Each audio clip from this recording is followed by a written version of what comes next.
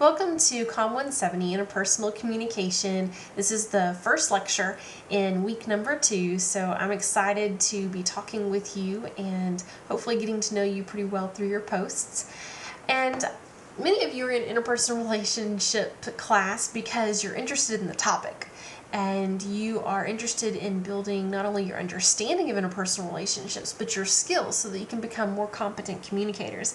And then I know a lot of you are here taking this class because it's a requirement and it's fulfilling one of those core education requirements. And you just want to get this done. No matter which person you are and what your interest is in this class, hopefully though, by the end of the class, you will have increased your understanding of interpersonal communication. And also, hopefully, you've been able to apply these materials to your own relationships and build your own skills in interpersonal relationships.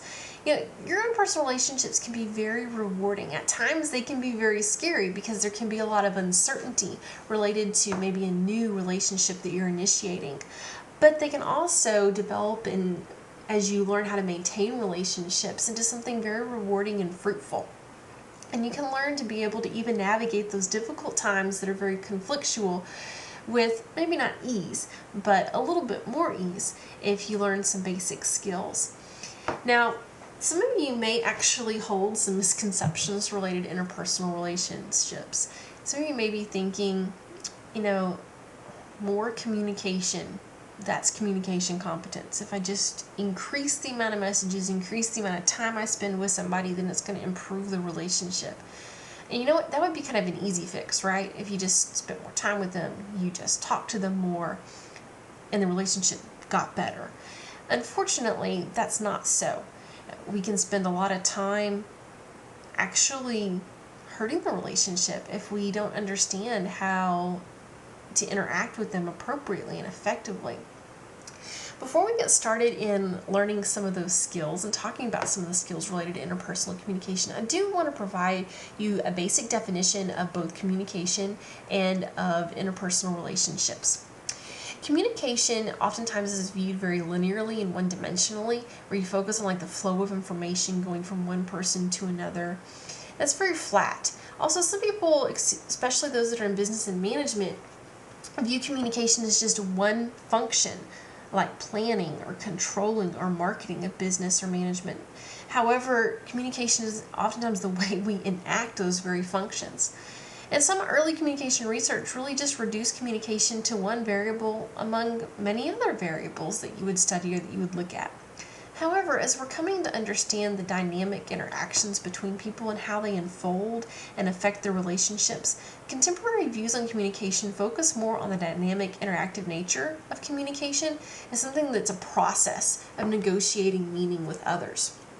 So what does this definition mean for interpersonal relationships specifically? We need a definition that would incorporate the dynamic interactive process that communication is more generally described as, but what we also want is a definition that's going to encompass the complexities and the differences and the nuances of interpersonally relating to one another.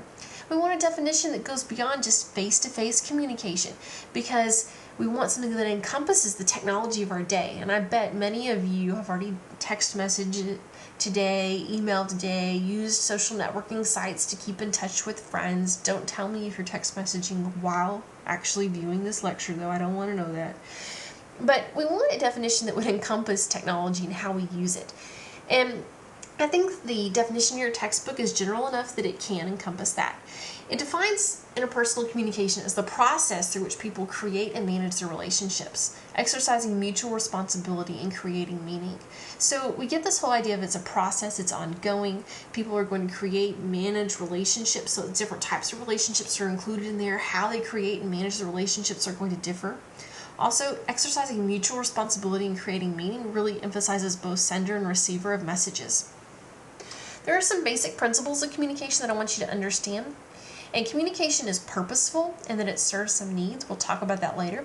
It's continuous in that you can't turn it off. It's impossible to stop communicating in that Even if you're walking across campus, you have earbuds in your ears, you're not paying attention to anything, that's sending a message to the people around you. Also, communication is transactional in that you exchange messages. And communication is relational in that we build relationships, different types of relationships with different people, and it can be very meaningful to us. And communication is also irreversible. Once it's said, once it's done, you can't rewind it and then erase it. You can't take it back. There are no do-overs in that sense. You can only say, I'm sorry. So there are some basic principles of communication that are good to understand and know. Also, there's some different characteristics and parts of the communication model that we would need to identify to better understand what's going on in this process. In most communication models, what you have is a sender who encodes a message. That is, they think about and they develop a message that they're going to send out and transmit through a channel. Channels can vary. You might send something through face-to-face communication, that would be sound waves, or through the internet if you're emailing. The listener then receives and decodes that message. They're going to filter it through their identity, that is who they are, because the message is filtered through your knowledge, your culture, your past experiences, and so on. During this process, noise can affect communication. That is internal noise, which can be physiological, like how you feel at the moment, whether you have a headache, whether you're cold, or it can be psychological, like daydreaming or the to-do list that you're thinking about. Noise can be external, it can be in the environment, speaker generated, like a cell phone goes off or a speaker has on some weird shirt and you're reading it rather than actually listening to them. Also, there can be semantic noise, that is, the symbols that are being used, you might have a different interpretation of those symbols, a different reference for those symbols. So someone says a term and you don't understand what they mean, or you take it differently, and so you have a miscommunication occur. Also, feedback really does blur the distinction between sender and listener.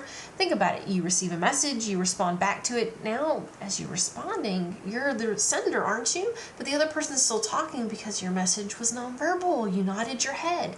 So really, it's a very interactive process where you're simultaneously enacting roles of both listener and receiver and sender.